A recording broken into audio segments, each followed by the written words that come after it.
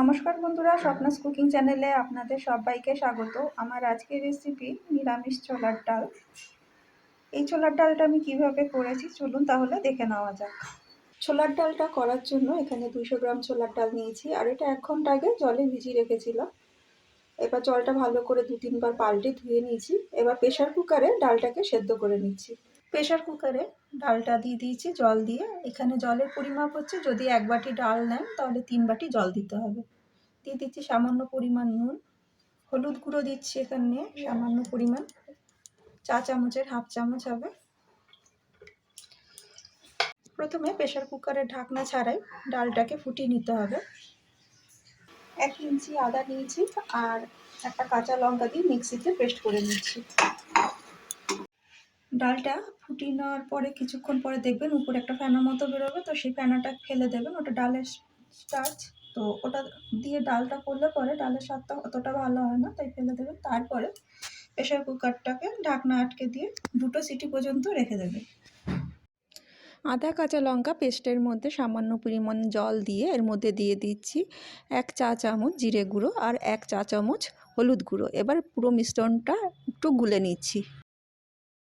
কড়াইতে অল্প refine oil দিয়ে দিয়েছি, তার সাথে 1 চামচ ঘি দিয়ে দিচ্ছি। কিছুটা পরিমাণ নারকেল কুচি এখানে নিয়েছি, নিয়ে ভেজে নিচ্ছি।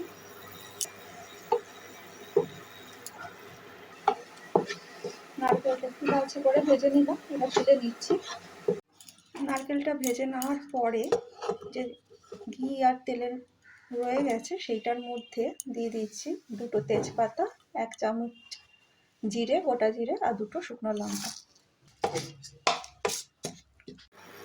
4 সেকেন্ডের মতো এখানে ভেজে নেওয়ার পরে এটা থেকে একটা যখন সুন্দর ফ্লেভার আসবে তখন দিয়ে দিচ্ছি এখানে হাফ চামচ হিং, মানে চা চামচের হাফ চামচ। আরও 2-3 সেকেন্ড একটু ভেজে নিচ্ছি।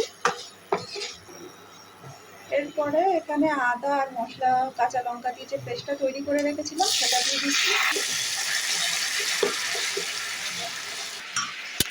প্রেশার কুকারে ঢাকনাটা তুলে নেওয়ার পরে দেখাচ্ছি ডালগুলো দেখুন এরকমটাই সেদ্ধ করতে হবে, গলেও যাবে না, কিন্তু গোটা গোটা আছে, আবার এদিকে কিন্তু নরম হয়ে গেছে ডালটা। মিনিট 2 ধরে মশলাটা কষিয়ে নেওয়ার পরে এর মধ্যে সেদ্ধ করে রাখা ডালটা দিয়ে দিচ্ছি। ডালটা দিয়ে দেওয়ার পরে জলের পরিমাণটা একটু চেক করে নেবেন, যদি মনে হয় আর একটু জল লাগবে তো জল অ্যাড করে দেবেন। কিছুটা পরিমাণ কাজু আর কিশমিশ আমি নিয়েছি, তো এটা দিয়ে দিচ্ছি এই সময়। সাথে যে নারকেলটা ভেজে রেখেছিলাম সেটাও দিয়ে দিচ্ছি। 4টে চিড়ে রাখা কাঁচা লঙ্কা দিয়ে দিলাম। এই সময় নুনের পরিমাণটাও দেখে নেবেন, চেক করে নেবেন ডালেতে ঠিকঠাক নুন আছে কিনা, প্রয়োজন মনে হলে দিয়ে নেবেন। 3-4 মিনিট ফুটিয়ে নেওয়ার পরে ডালটা ঘন হয়ে গেছে। 1 চামচ চিনি দিয়ে দিচ্ছি। ডালটা এরকমই ঘন করবো, এর থেকে বেশি ঘন করবো না, কারণ ছোলার ডাল ঠান্ডা হয়ে যাওয়ার পরে বেশ ঘন হয়ে যায়। আর নামানোর আগে দিয়ে দিচ্ছি হাফ চামচ গরম মশলা গুঁড়ো। এখানে গরম মশলার গুঁড়োতে শুধুমাত্র দারচিনি স্টিককে আমি গুঁড়ো করে নিয়েছি, বাকি এলাচ লবঙ্গ কোনো কিছু দিইনি। আর 1 চামচ দিচ্ছি ঘি।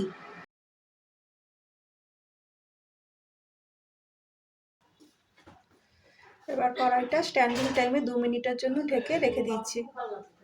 এইভাবে ছোলার ডাল আপনারা বাড়িতে তৈরি করে নিতে পারেন। সকালের জলখাবার কিংবা কোনো অতিথি বাড়িতে আসলে চটজলদিভাবে ছোলার ডালটা করে নেওয়া যায়, আর তার সাথে এরকম সাদা লুচি তৈরি করে নেবেন, খেতে কিন্তু অসাধারণ লাগে।